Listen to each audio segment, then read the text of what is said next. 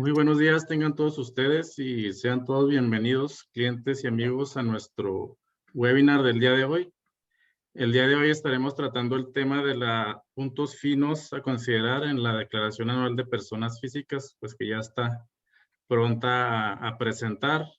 Mi nombre es Esteban Estrada, soy socio e integrante del Comité Fiscal de la firma Russell Bedford y también me acompaña otro de mis socios. Pedro, buenos días. ¿Qué tal, Esteban? Buenos días. Gracias a todos por acompañarnos. Mi nombre es Pedro Muñiz. Soy socio de impuestos de la oficina Monterrey de Russell Bedford y también miembro del comité fiscal de la firma. Bienvenidos.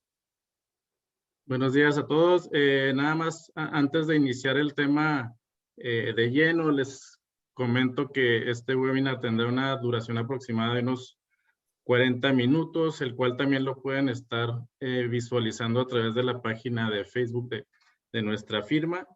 Y si nos da tiempo, trataremos de contestar algunas preguntas al final si nos las envían vía chat, o en su caso, si ya no da tiempo, pues también les compartiremos ahí nuestros correos electrónicos para que nos hagan llegar ahí sus preguntas.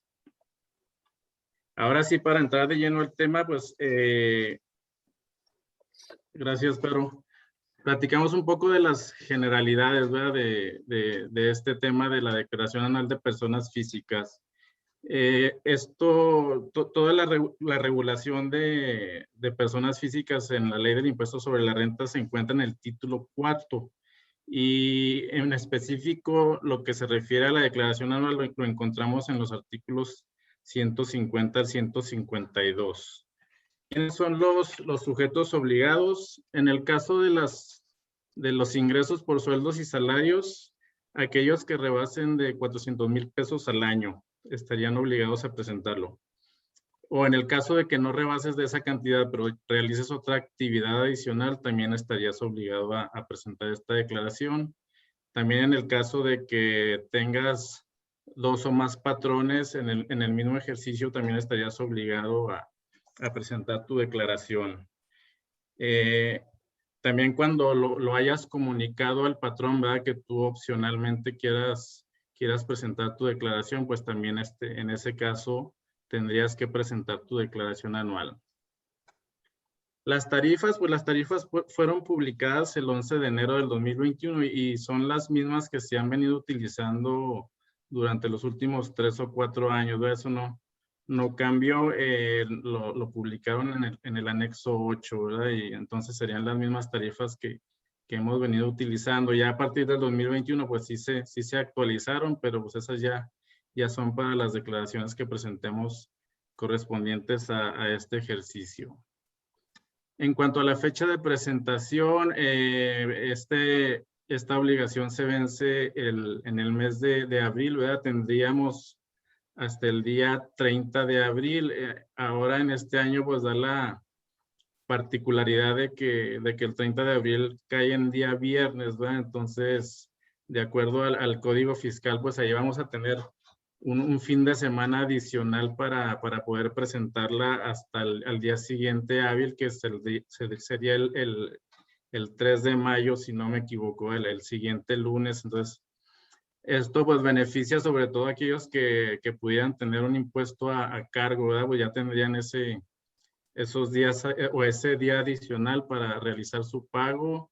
Nada más como sugerencia o observación, pues tratar de realizar el pago los que tengan impuesto a cargo, pues a través de sus portales bancarios electrónicamente, ¿verdad? Para evitar pues tener que estar perdiendo tiempo en bancos, ¿verdad? Y pagando en efectivo.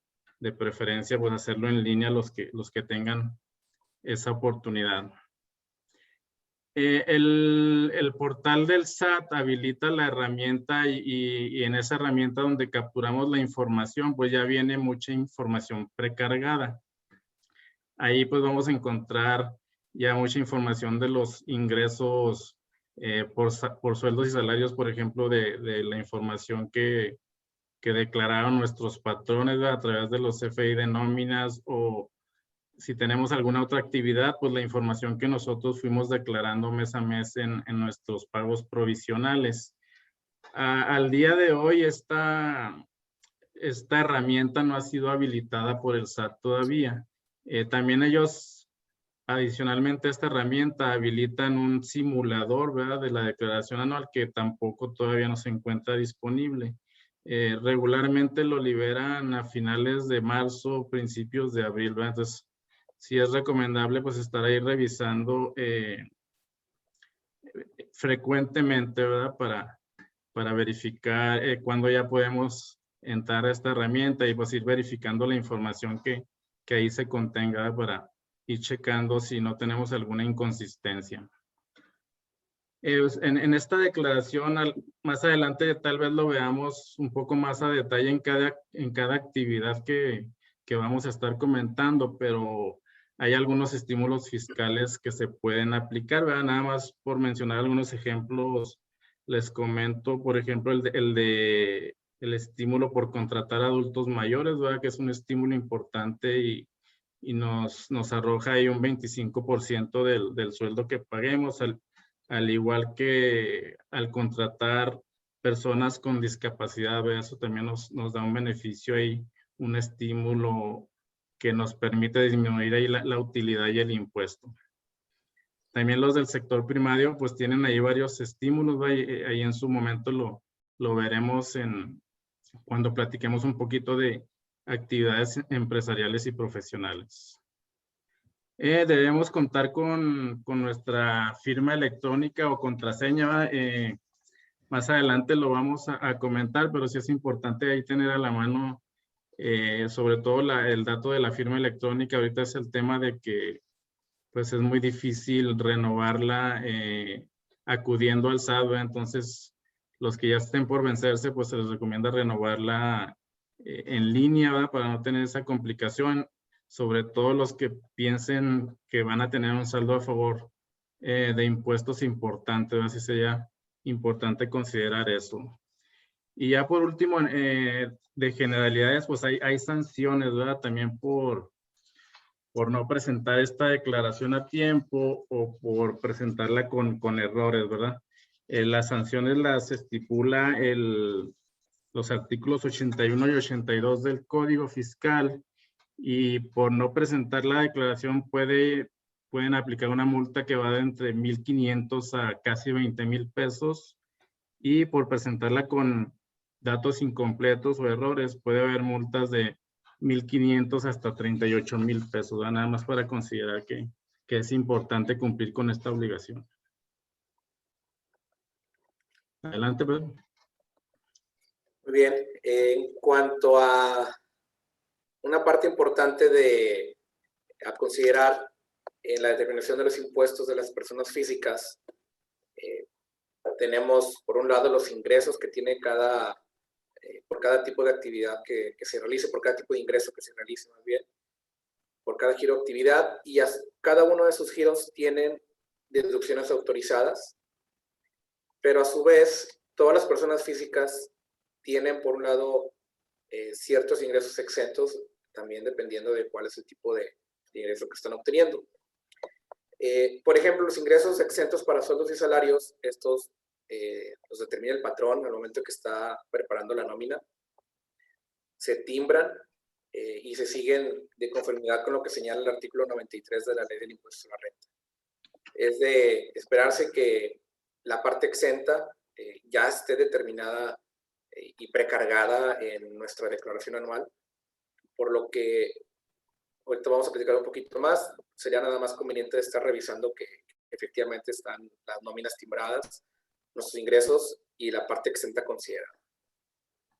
En cuanto a algunos otros tipos de ingresos exentos que consideramos importante señalar, está, por ejemplo, el ingreso por la venta de una casa habitación. Está exento alrededor de 4,5 millones de pesos, siempre y cuando el mismo contribuyente no hubiera enajenado otra casa en los últimos 3 ejercicios. Podrá utilizar este exento, ¿no? También existe una parte exenta para aquellos bienes muebles que son diferentes a las acciones, que es de alrededor de 95,000 pesos para estos muebles. El cobro de sumas aseguradas que recibimos cuando se recibe un siniestro, también son ingresos que se consideran exentos. Como sabemos, todavía de momento las herencias se consideran exentas. Hay que estar dándole seguimiento a este punto durante esta administración federal, puesto que siempre anda rondando el tema de que pudieran empezar a gravar las herencias. Sin embargo, de momento siguen estando exentas, sin ningún límite. Y otro tipo de ingresos que son exentos, que también son recurrentes el preguntarnos qué está exento, son los donativos. Los donativos entre cónyuges son exentos. Los de descendientes hacia ascendientes también son exentos de esos donativos, y los de ascendientes hacia descendientes también se consideran exentos. Sin embargo, si sucede que de repente se quiere aprovechar el caminito para donar de un descendiente a un ascendiente, y de esta manera hacerle llegar el dinero de ese ascendiente a otro descendiente, supongamos de un hijo hacia un padre hacia otro hijo, esa operación sí se encuentra limitada y no sería objeto de exención. Entonces, hay que tener mucho cuidado. Las donaciones entre hermanos no están exentas tampoco.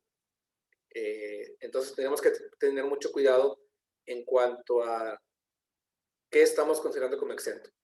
De manera general, las donaciones tienen un monto exento que es de alrededor de 95,000 pesos. Si tú haces una donación de hermano a hermano, tienes un exento de 95,000 pesos, pero por lo que exceda, ya tendrás que pagar el impuesto conforme al título 4 de la ley. Adicionalmente, para seguir gozando de estos exentos, en el caso de ciertos ingresos, o para que estos no se consideren ingresos, hay que declararlos. ¿Cuáles son este tipo de ingresos? Lo que son los viáticos, la enajenación que acabamos de comentar ahorita, casa habitación, tenemos que informarla, y las herencias recibidas también tenemos que informar en nuestra declaración anual. Estos tres, si no los declaramos, aunque estemos dentro de los supuestos para que se considere exento, si la autoridad lo detecta, pudiera grabarlo al 100% sin aplicar ningún límite de exención. Entonces, sugiero que nos vayamos con esto en mente, de siempre declarar viáticos, verificar que se estén declarando los viáticos que nos timbraron, la enajenación de casa habitación cuando lo hagamos, y las herencias percibidas. Ahora, hablando en sí de personas físicas, ¿cuáles son los ingresos que se consideran ingresos por sueldos y salarios?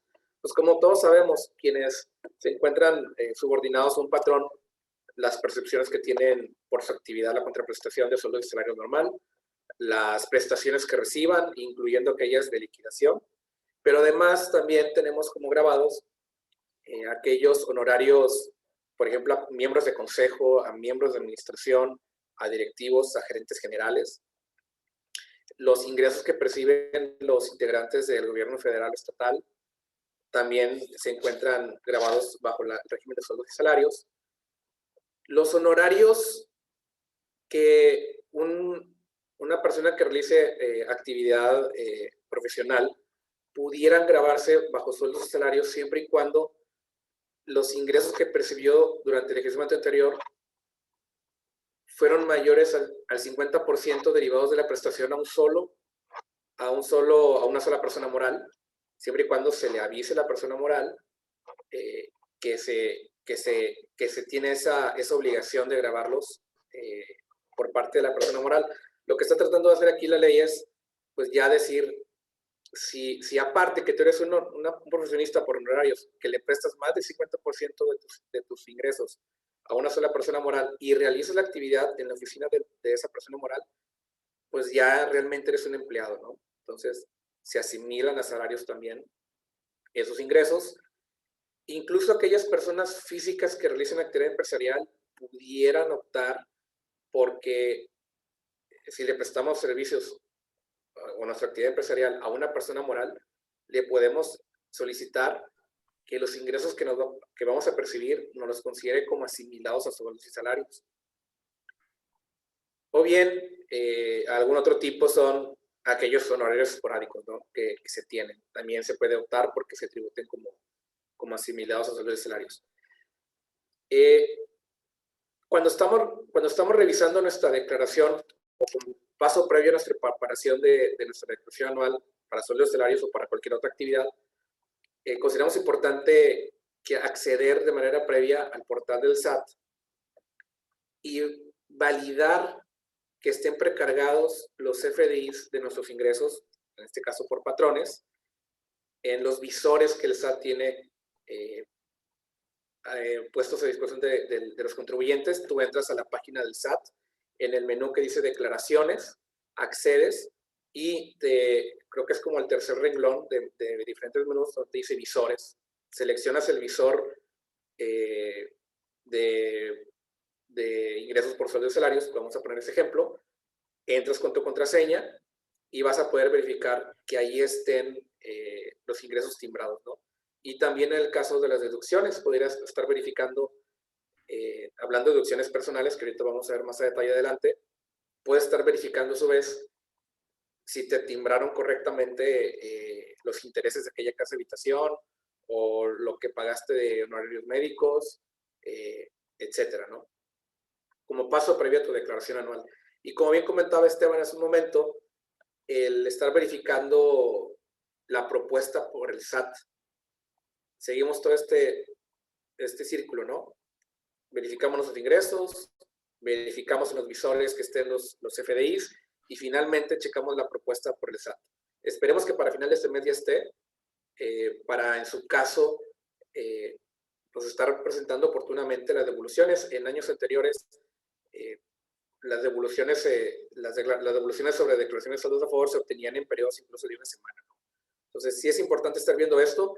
Tanto el SAT como la Prodecon se han mostrado muy abiertos a atender a aquellos contribuyentes que cuando estén revisando la propuesta por el SAT o la desinformación que está precargada, que tenga algunos errores, se han mostrado muy abiertos a atender a los contribuyentes para corregirlos, ¿no? Entonces, estemos al pendiente en estos próximos días y verifiquemos la información que esté precargada en nuestra declaración anual. Así es, pero ahí en ese punto de la declaración propuesta, pues el contribuyente, no a todos los contribuyentes les aparece, ¿verdad? Solo a algunos, y sería cuestión de que ustedes acepten o no esa propuesta que les emite el SAT al momento de entrar a la herramienta, ¿verdad? Obviamente, previo a aceptar, pues ustedes pueden verificar si la información es correcta, porque inclusive ya en esa propuesta ya viene el resultado o el impuesto, ya sea a cargo o a favor que ustedes estarían presentando, ¿verdad? Entonces sería importante que lo revisaran. Ok, ahora pasando a otras actividades diferentes a sueldos y salarios, hablaremos un poco de las actividades empresariales y profesionales. Nada más como antecedente, pues al momento en que tú entras a la herramienta del SAT, vas a seleccionar de acuerdo a tus ingresos o a las actividades que obtuviste y obviamente a las que tienes registradas en los registros del SAT. Ahí tú seleccionas qué actividades vas a declarar, ¿verdad? Ya sea que nada más tuviste sueldos y salarios o que adicionalmente o nada más tienes actividades por algún negocio, por prestar honorarios, arrendamiento, y también hay una sección para otros ingresos, ¿verdad? Otros ingresos que no vienen especificados en un régimen de los que ahí te dan en esas opciones, ¿verdad? De las actividades empresariales y profesionales, pues obviamente son las actividades que realizas por alguna venta de bienes, algún negocio que tengas, pero también están incluidos los del sector primario y también está incluido ahora las plataformas tecnológicas, ¿verdad? Los ingresos que tengas por plataformas tecnológicas. Como ya sabemos, este régimen de personas físicas está basado en que declara los ingresos efectivamente cobrados, ¿verdad? Y también pues las deducciones autorizadas que pagaste en el ejercicio. Aquí pues, la recomendación sería en los ingresos hacer una conciliación de tus estados de cuenta, todo lo que ingresó como depósitos a tus cuentas y verificarlo contra los CFDIs que efectivamente estén timbrados y vigentes y que te hayan pagado en el ejercicio, ¿verdad?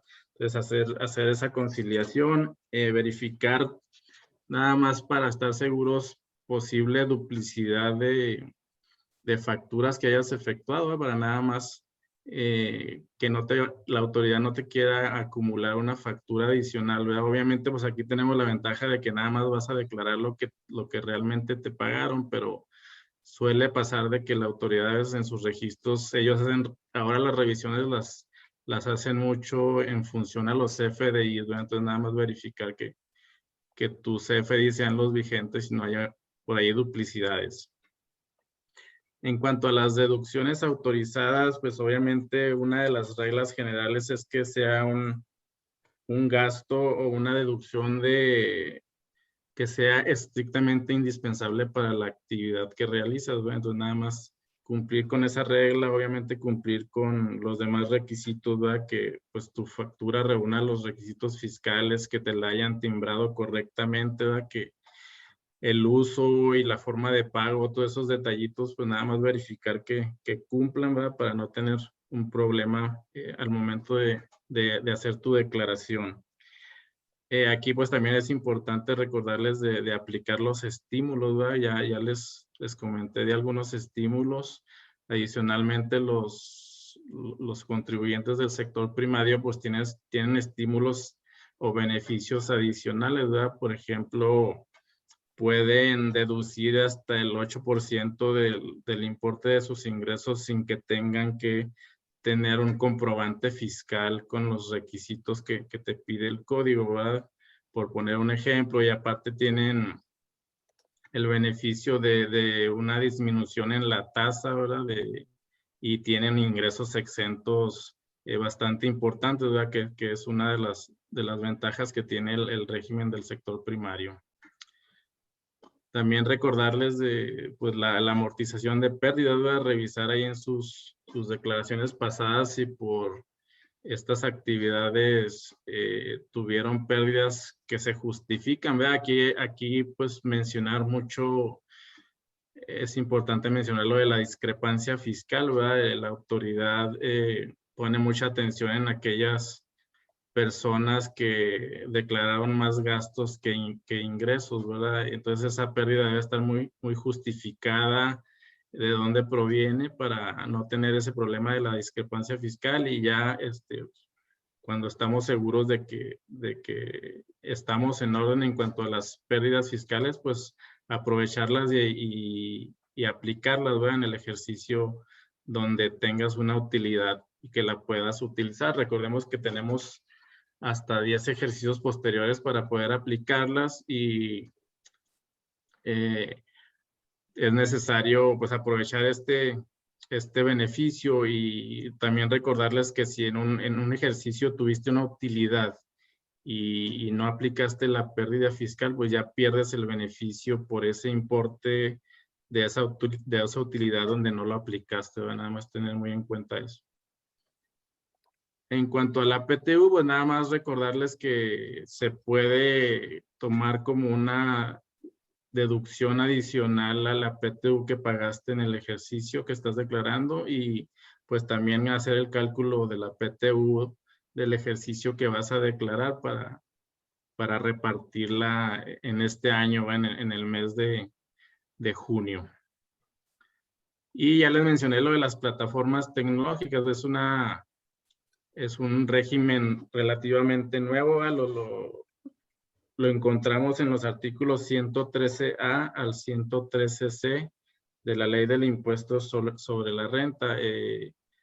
Pues por poner un ejemplo, los que se dedican a manejar Ubers o todo ese tipo de plataformas tecnológicas que perciban un ingreso, tienen la opción de que las personas que les hacen esos pagos por esos servicios les retengan y ya se considere el impuesto definitivo, pero también hay la opción de que ustedes pueden acumular esos ingresos y aplicar las deducciones autorizadas que tengan y declarar el impuesto, ¿verdad? Aquí el comentario es que pues tal vez sería de beneficio utilizarlo para aquellas personas que sepan que van a tener alguna deducción adicional, ¿verdad? De las deducciones que nos permite la ley, que más tarde vamos a platicar, y a lo mejor eso les puede repercutir en algún saldo a favor o en algún impuesto ahí menor que les pudiera beneficiar, ¿verdad? Muy bien. Ahora, cuando tenemos ingresos por arrendamientos, entendamos por estos ingresos cuando ponemos a disposición de otra persona algún bien inmueble, o cuando tenemos ingresos por certificados de participación inmobiliaria amortizable. ¿Qué le podemos enfrentar a estos ingresos como deducción?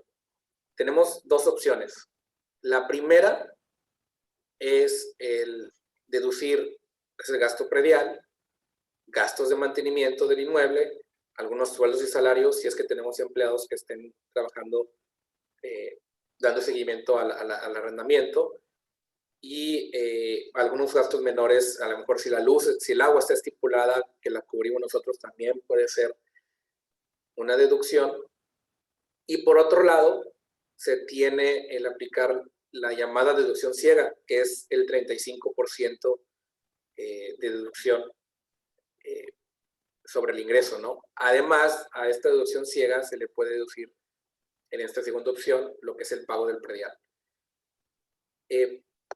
¿Cuáles son las ventajas aparte de la deducción opcional cuando estamos haciendo nuestro cálculo de impuestos sobre la renta mensual?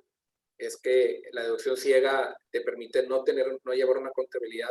Sin embargo, si tú optas por aplicar deducciones autorizadas, como esos gastos que comentamos un momento, pues sí tendrías que estar llevando estrictamente todo un sistema contable para poder determinar este impuesto. Creo que estas opciones son de vigencia anual. Entonces, si ya aplicamos durante todo 2020 la deducción ciega, pues automáticamente nos va a aparecer esa opción en la declaración anual, ¿no? Entonces, para 2021 o los ejercicios siguientes, siempre considerar si de pronto vamos a dar mantenimiento a algún bien inmueble que sea importante, pues tal vez por ese ejercicio podremos optar por deducir aquellas deducciones autorizadas que acabamos de comentar, mantenimiento, sueldos, salarios, etcétera. Adelante, Esteban. Sí, gracias, pero en cuanto a la enajenación de bienes, pues hay varios tipos de ingresos que se declaran aquí, ¿verdad? Pueden ser bienes muebles, bienes inmuebles, enajenación de acciones o algún otro título de crédito, ¿verdad?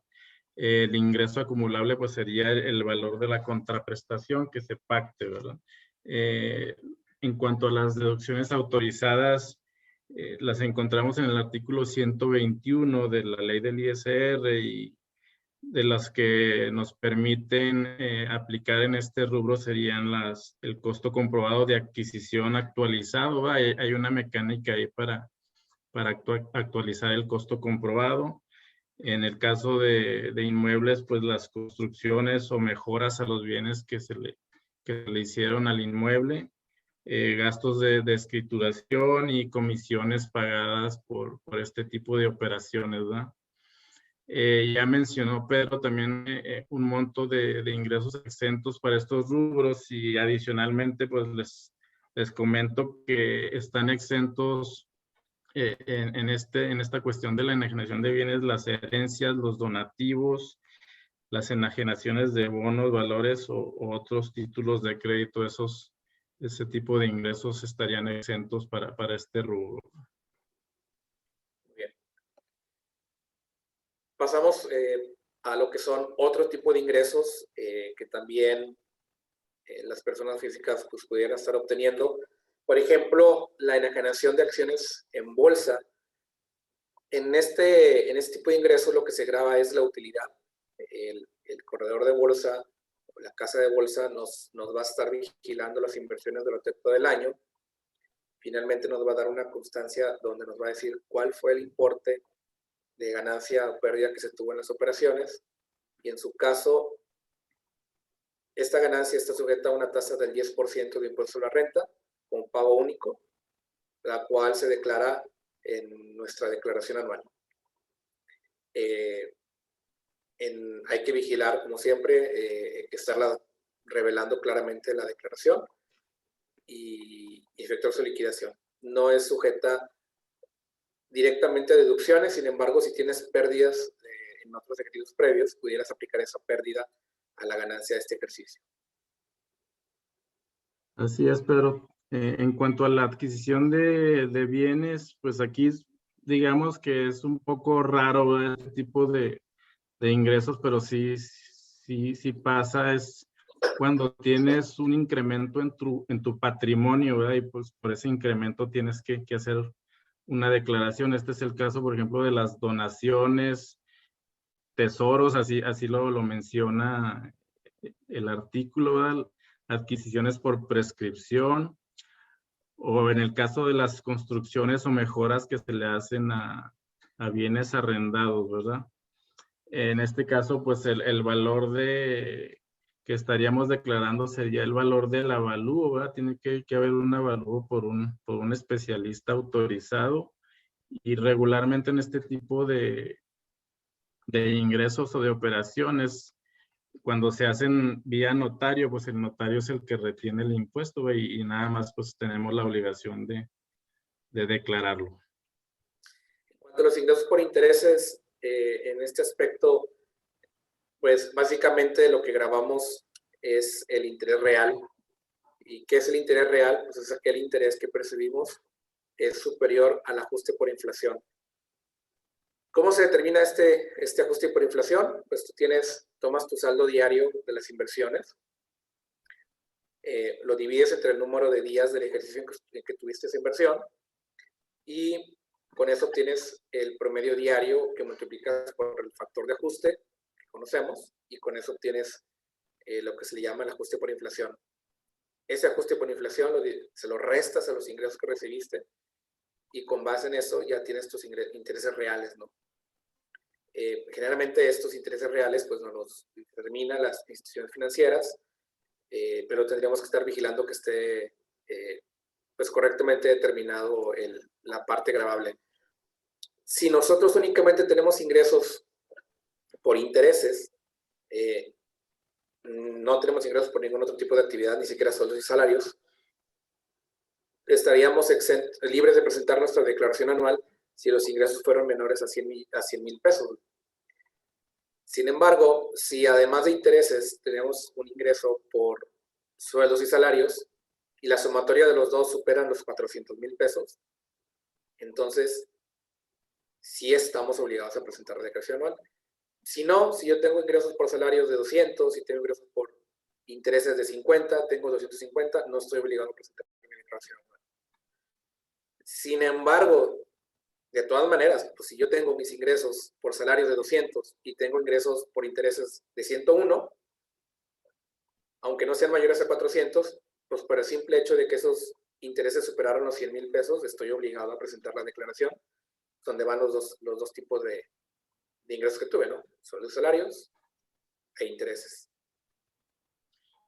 Así es, pero inclusive evaluar si, aunque no estés obligado, en ocasiones vale la pena hacer el ejercicio porque te pudiera resultar tal vez algún saldo a favor, ¿verdad? Entonces, si no estás obligado, pues tal vez de todos modos verificar y tal vez te convenga presentar la declaración, ¿verdad? Claro. En relación a la obtención de premios, pues aquellas personas que hayan obtenido un premio, también hay que declararlo, ¿verdad? Hay ciertas reglas para hacer informar, pues, ¿verdad? En la declaración sobre la obtención de premios. El impuesto es el 1% más el impuesto local, ¿verdad? Que te vayan a cobrar o retener en el estado o en la localidad donde obtuviste el premio. Sin embargo, si la tasa del impuesto local es superior al 6%, la retención del ISR por los premios obtenidos se eleva hasta el 21%, ¿verdad? Entonces, no creo que pase esta situación, ¿verdad? Regularmente el que te otorga el premio, pues ahí te retiene y ya nada más tú lo informas en su momento, ¿verdad? Entonces, nada más que no se nos pase para aquellas personas que obtuvieron premios e informarlo en su declaración. Así es.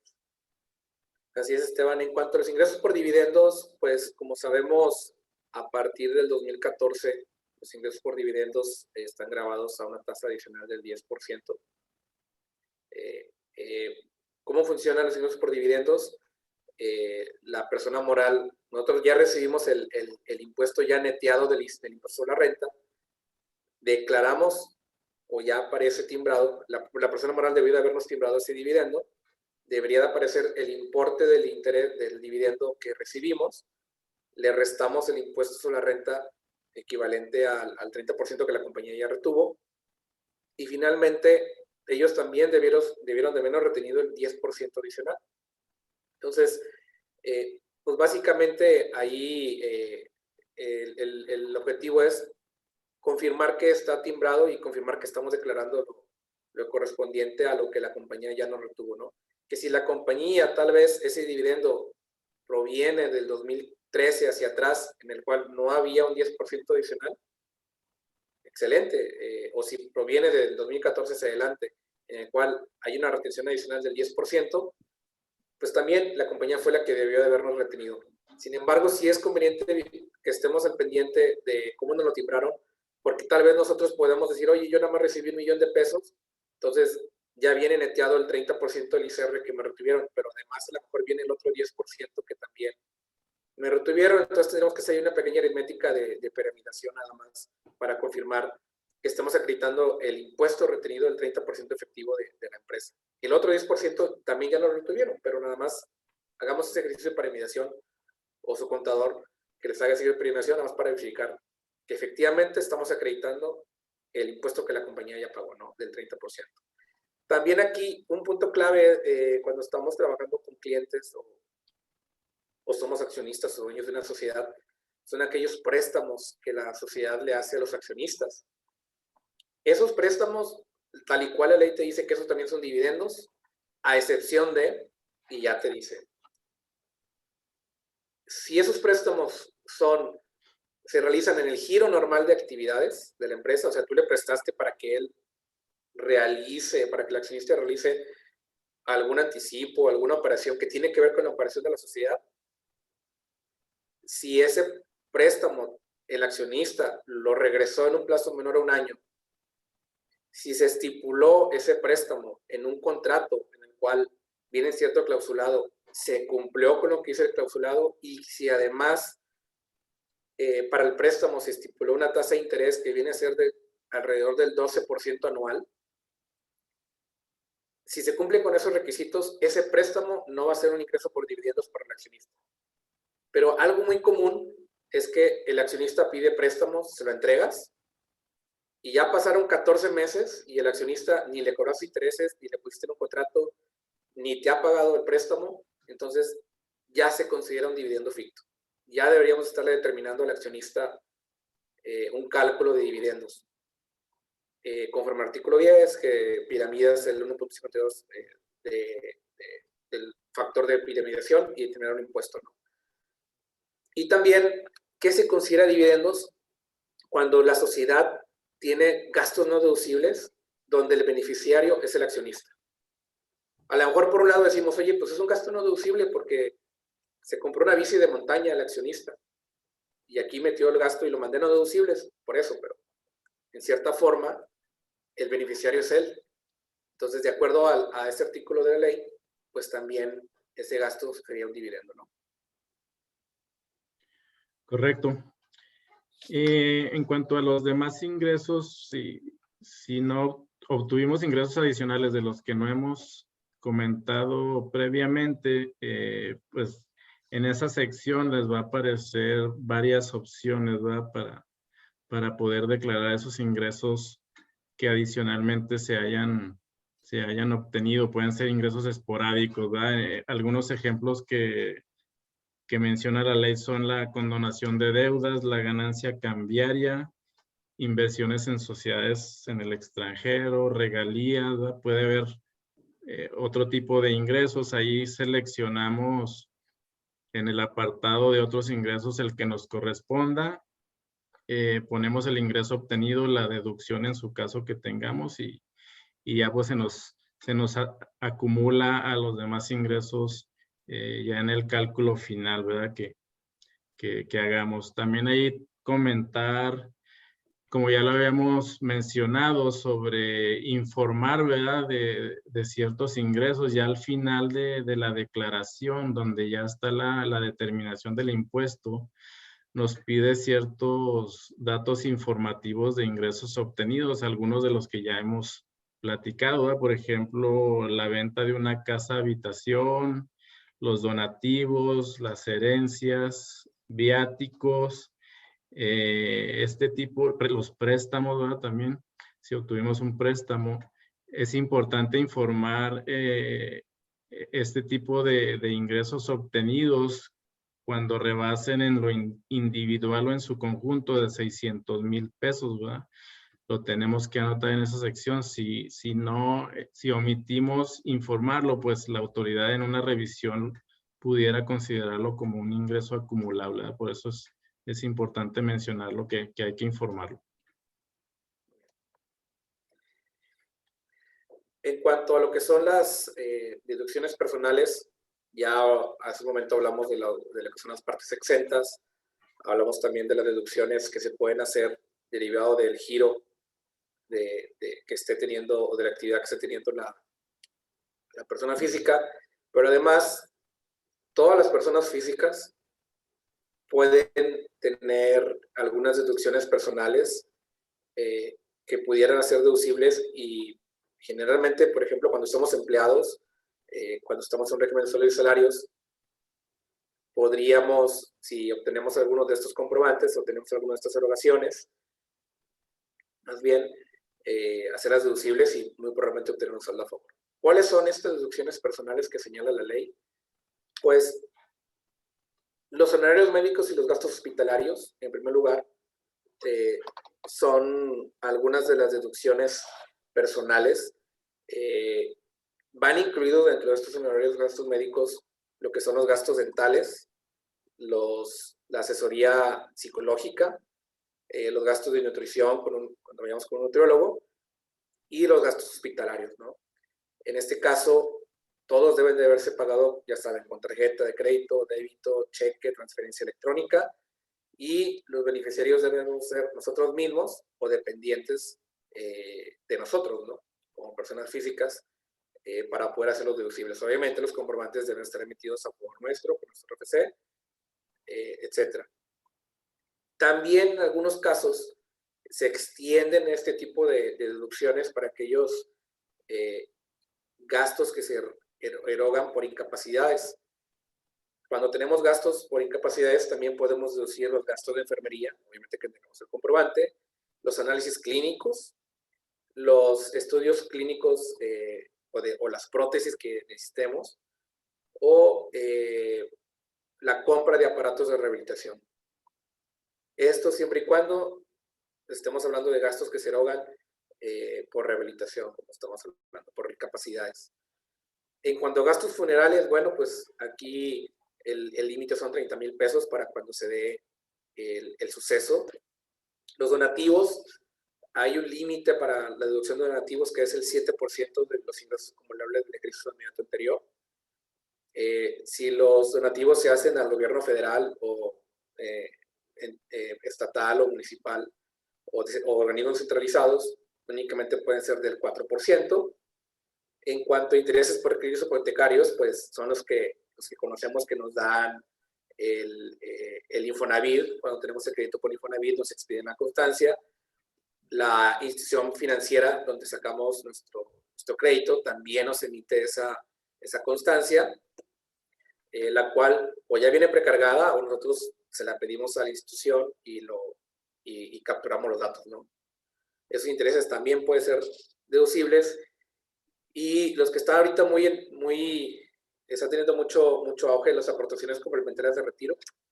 Estas también, las aportaciones que hagamos complementarias de retiro pueden ser deducibles, siempre y cuando no excedan el 10% o tiene un límite del 10% de los ingresos acumulables en el ejercicio, o que no superen los 30,000 pesos, pero tendríamos que revisar el conjunto de todas las deducciones personales para verificar el límite preciso de estas aportaciones complementarias de retiro, ¿no? Así es, Pedro. Otros gastos o deducciones personales que nos permiten son los seguros de gastos médicos.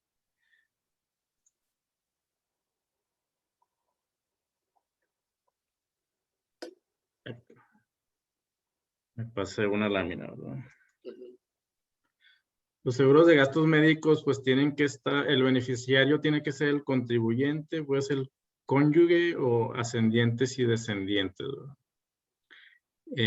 También el transporte escolar, en este caso, solamente cuando sea de carácter obligatorio o cuando a todos los alumnos se les incluya en las colegiaturas este tipo de gastos y siempre y cuando venga por separado en el comprobante fiscal, ¿verdad? Hay que tomar en cuenta que para todas estas deducciones personales, pues tenemos que tener un comprobante fiscal, ¿verdad? Con todos los requisitos.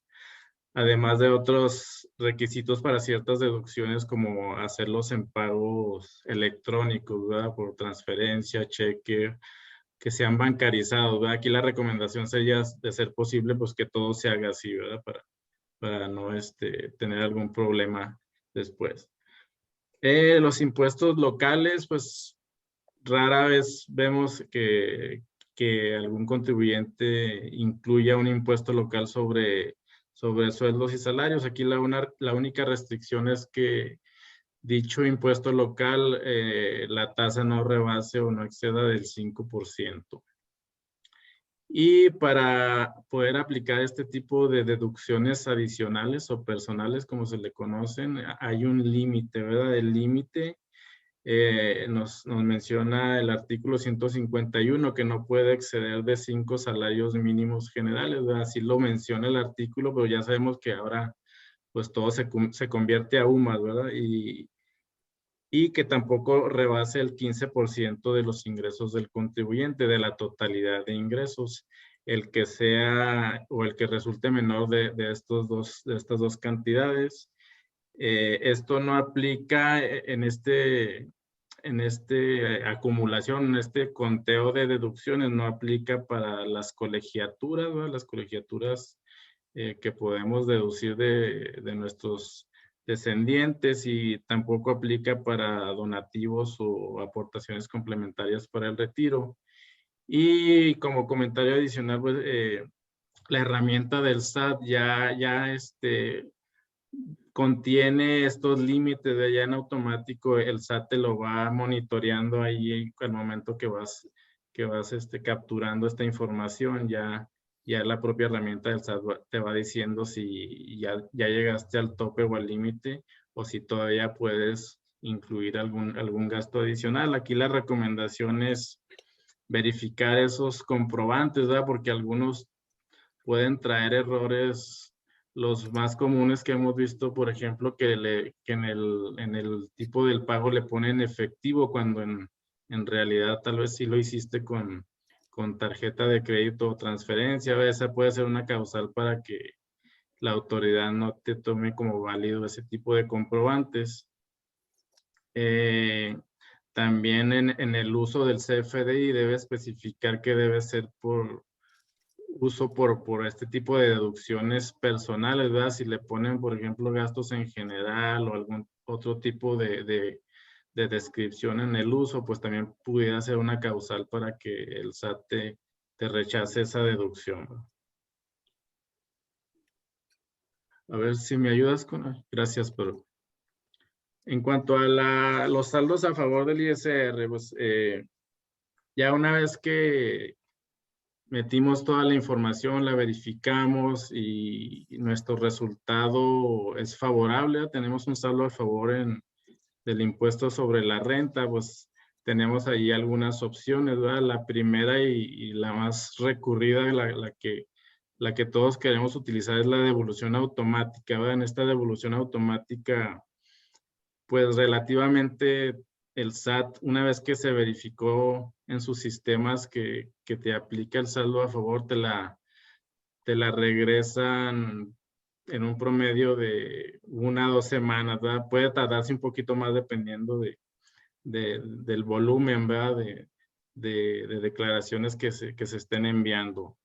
¿Cuáles son algunos de los requisitos para obtener la devolución automática? Pues que la declaración se presente a más tardar el 31 de julio, ¿verdad? Si se presenta después de esa fecha, ya no se consideraría devolución automática. Para saldos a favor de 10,000 a 150,000 pesos, también tienes que utilizar tu firma electrónica. Sin embargo, en la regla miscelánea 2.3.2 nos especifica que si indicamos nuestra clave interbancaria al momento de llenar nuestra información en el portal, no es necesario presentarla con la firma electrónica. Podemos optar por presentarla simplemente con la contraseña. Por lo menos hasta el 2019 esa fue la experiencia, ¿verdad? Que la gran mayoría de los saldos a favor sí permitió enviarlos simplemente con la contraseña, y solo en casos muy específicos pues nos pedía la firma electrónica, ¿verdad? Si por alguna razón no cumples con estos requisitos de que no la presentaste antes de esa fecha o algún otro requisito y no te regresaron, o la declaración según los sistemas del SAT estaba incorrecta o incompleta, pues pudieras revisar tu situación, corregirla en su caso, o si estaba correcta, pues optar por la devolución convencional o tradicional, ¿verdad? Ahí sí sería necesario tener tu firma electrónica, tener habilitado tu buzón tributario, porque a través de esa herramienta del buzón tributario estarías enviando tu declaración, y este trámite tiene un plazo de 40 días hábiles para que te emitan la resolución, ¿verdad? Entonces sí es un poquito, pues bastante más tardado, ¿verdad? Una devolución convencional o tradicional.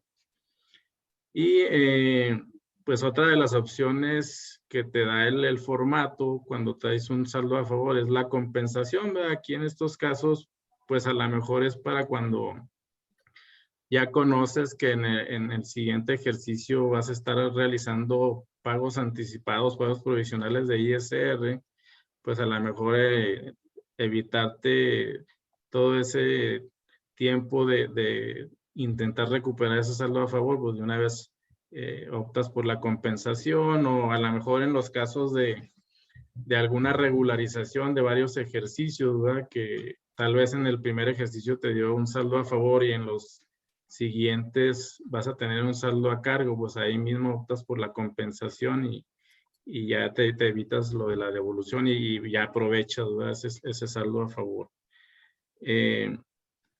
Ya por último, nada más me gustaría mencionar la opción de las parcialidades, ¿verdad? Aquí cuando tenemos un impuesto a cargo, a las personas físicas se les da la opción de aplicar o de realizar el pago en hasta 6 parcialidades, ¿verdad? Y una de las ventajas, pues, es que no es necesario presentar ningún tipo de aviso, simplemente ahí en el formato o en la herramienta seleccionas la opción de las parcialidades y ahí mismo ya te genera las líneas de captura para que vayas haciendo tus pagos mensuales, ¿verdad? Ahí nada más es muy importante no dejar de realizar esos pagos, porque si no hiciste un pago, pues ya se te va a considerar que ya no aplica la parcialidad y pues tendrías que pagar en su totalidad, ¿verdad? Entonces, nada más mencionar eso, ¿verdad? No sé, ¿algún otro comentario, Pedro, que pudieras tener? Mira, yo tengo aquí, quisiera atender una duda, a lo mejor una duda que llegó ahorita. Nos preguntan, nos dicen, gracias por sus eventos y por invitarnos. Tengo ingresos por sueldos debido a la pandemia. Uno de mis familiares me dejó como beneficiario de un seguro de vida y del cobro de su finiquito en su trabajo. ¿Debo acumular dichos ingresos? Bueno, realmente dentro del artículo 93 señala que los ingresos que se reciben por seguros son exentos. Cuando lo reciben incluso beneficiarios designados por la persona que contrató el seguro, por lo tanto sería un ingreso exento, no sería acumulable. Y en el caso del finiquito, entendería yo que el patrón de esta persona ya le retuvo el impuesto correspondiente y lo que estaríamos recibiendo sería el importe en sí, el dinero resultado de ese finiquito. Si está dentro de una herencia el recibir ese dinero, pues también sería un ingreso que sería exento de acuerdo al artículo 93. Este sí se tendría que declarar. Correcto. También yo quisiera comentar adicionalmente en la regla 3.1711 relevan de presentar la declaración solamente por los ingresos de sueldos y salarios cuando se hayan obtenido de un solo patrón o empleador y siempre que no exista un ISR a cargo del contribuyente. En ese caso, pues no estarías obligado a presentar tu declaración.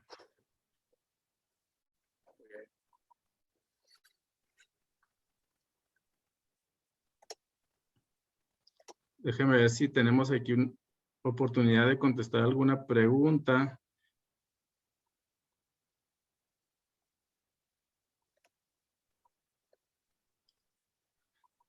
Dice, aquí hay una pregunta, ¿cómo aplican las deducciones personales realizadas en el extranjero o pagadas en el extranjero?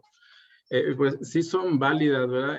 Sí se pueden aplicar. Ahí tienes que indicar al momento de capturar la deducción los RFCs genéricos, ya sea si es una persona física, el prestador de ese servicio al que le pagaste, o si es una persona moral, son diferentes los RFCs, ¿verdad? Y obviamente conservar esa documentación en caso de una revisión, sobre todo si tienes un saldo a favor, pues sí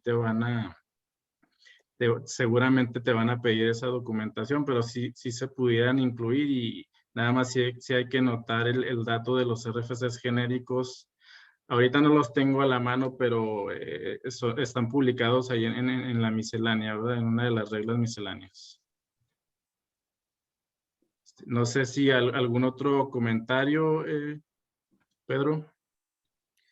Hay una pregunta aquí, dice, bueno, tenemos varias, las que no contestemos ahorita, vamos a estarles enviando por correo las respuestas, si nos hacen el favor de dejarnos su correo electrónico. Dice, el límite de ingreso exento en casa habitación de una que vendí, ¿hay que declarar ese ingreso? Sí, estamos exento, la venta de casa habitación está exenta hasta por 4,5 millones. Un poquito más, un poquito menos por el valor de la UMA. Un requisito para que aplique esa exención es declararlo en nuestra declaración anual, ¿no? A lo mejor si vendimos la casa y la vendimos en 3 millones, pues declarar esos 3 millones de ingreso con el monto de 3 millones exento.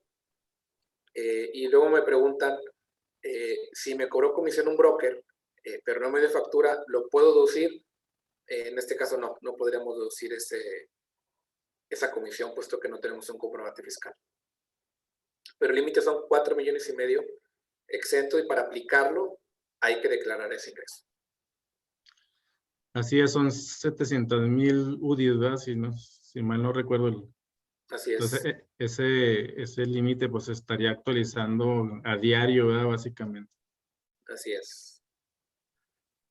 Ok, pues tenemos algunas otras preguntas, pero ya por cuestiones de tiempo creo que ya las estaremos revisando y contestando. Ahí vienen nuestros correos electrónicos, ahí nos pueden pasar esas dudas adicionales que tengan y pues les agradecemos de haber estado asistido a nuestro webinar del día de hoy y también les recordamos que este webinar estará disponible para visualizarlo en la página web de la firma.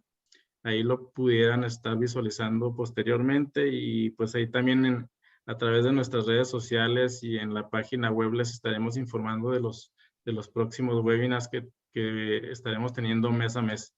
Muchas gracias de nuevo, Pedro. Buen día, muchas gracias. Gracias a todos por acompañarnos y seguimos en contacto. Los esperamos en nuestros próximos webinars. Buen día, hasta luego. Hasta luego.